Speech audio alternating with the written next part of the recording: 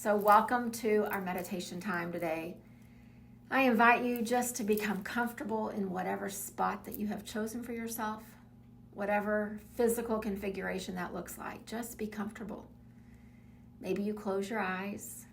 Maybe something different feels right for you. But then once you really begin to physically settle, turn your attention to your breath. It will help you turn away from all the distractions, the noises in the rooms around you, the noises in your head, the chatter. Just turn all of your focus, all of your awareness to that next breath in. And then watch it become the exhale. And see if you can just stay focused right here, breathing in and breathing out. We only have to meditate one breath at a time. It keeps us tethered to this present moment, and it doesn't allow us to put unreasonable expectations on ourselves or this goal of mastery into our practice, but truly it roots us to the present moment. Just one breath in and one breath out. Just a couple more like that. Really beginning to settle a little more.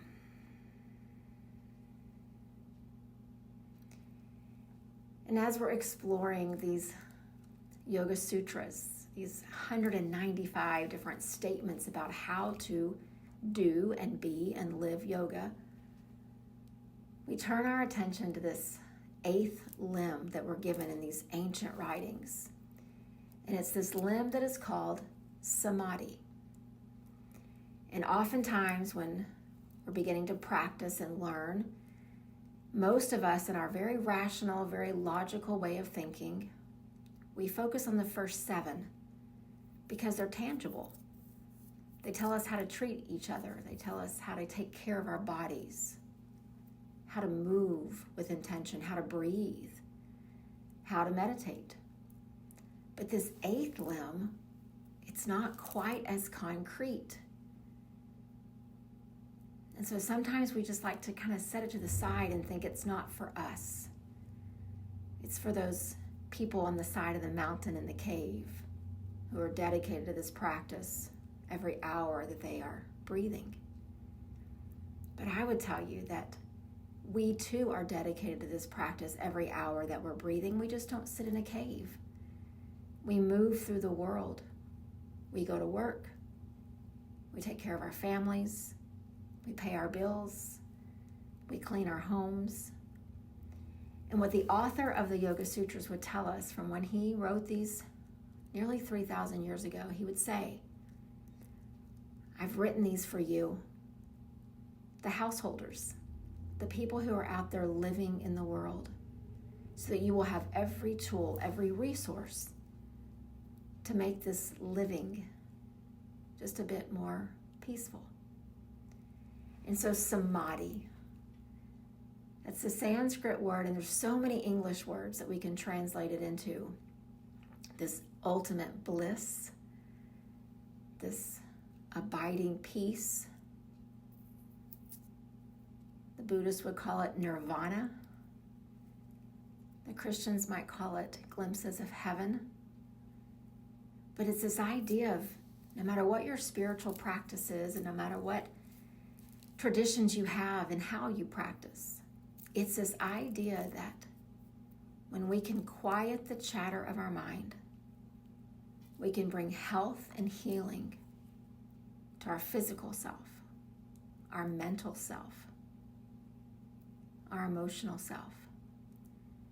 And all of that healing begins to unify all the parts of us back together as one whole being. We start to catch these glimpses of what's called Samadhi in Sanskrit. But the translation that I like the best of all is that it's this glimpse of a reflection of you. We weren't born broken. We were born in this image of this divine presence in the world. this divine force that is holding the universe together. And again, we all have different names and different traditions for what that sounds like and looks like. But the idea is there is something bigger than us. And all of us, all 8 point whatever billion, have this beautiful divine light within. And this Samadhi turns our gaze back inward, and we start to see this reflection of us. In us, we see the divine light. And in that divine presence, that divine light, we see us. That is Samadhi. This beautiful assurance that we are whole. We are not broken. Yes, we have parts of us that need to heal. We have layers of conditioned ways of being for so long for many of us that we need to strip away and let go of. But as these layers begin to just go away, we don't find the new us. We find the original, authentic, and incredible us. This reflection of this divine presence in the world. It's like we're looking back inside. And I think that might be why so many people, when they hear about this 8th limb, just scooch it to the side, because we're so used to looking for things outwardly to make us happy, to help us feel peaceful, to help us relax. But Samadhi, that's the inside work. It truly is the culmination of all these practices. And then you become still and quiet, and everything just feels right. There's this sweetness to it, where you believe that there is enough in you, just enough that you need, and you know that it's real. So I want to just pause and just let all of that just kind of sink in, and just sit with it for a few breaths. Some of us have conditioned ways of thinking that we don't really believe that we're made in this divine light, this divine presence. Others, we might have believed it a long time ago, and we've gotten really far away from it. So wherever you are on this continuum, just sit with it. See how it resonates with you.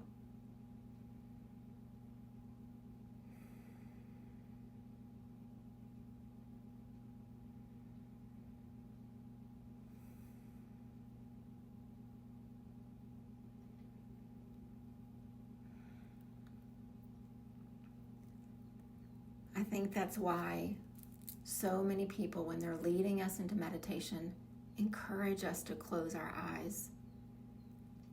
Because it's this physical reminder, this cue, that what we seek is not out there.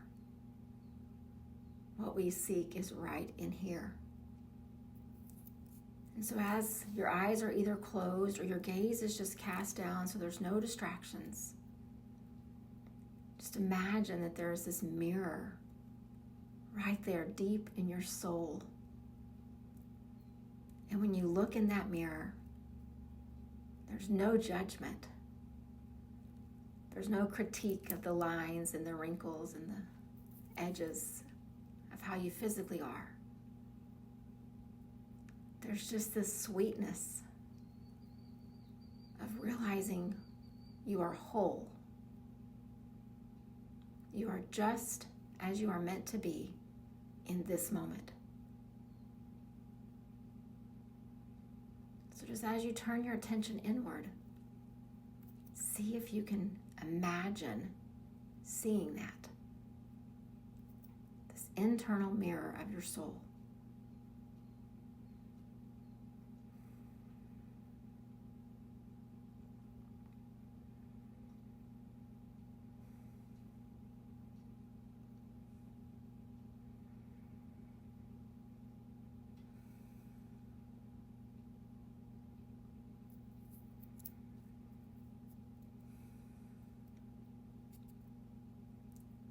notice how you feel when you think about that. Does it feel abstract and really far away? Or does it feel really familiar? Really good? That is Samadhi. There's this transcendence where we go beyond this physical realm of who we are, the things about our body that we see in the mirror, the things about our face, the things that we like and don't like. All of that begins to go away because this internal mirror, it all looks just right. The judgment goes away.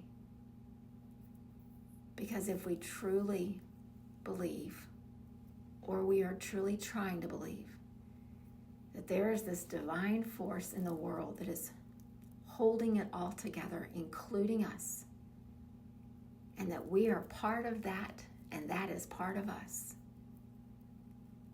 how can we be judgmental of that? So we're going to just pause here in the quiet and just see if you can see the sweetness of it, the enoughness of you, whole, just as you are meant to be in this present moment. And if it feels familiar, just hold on to that image and sit with it. And if it doesn't feel familiar, sit with it and get to know it a little better. Become familiar with it. So let's just each pause in our space, continuing to breathe with all of our energy, all of our focus internally on that mirror within, looking at Samadhi.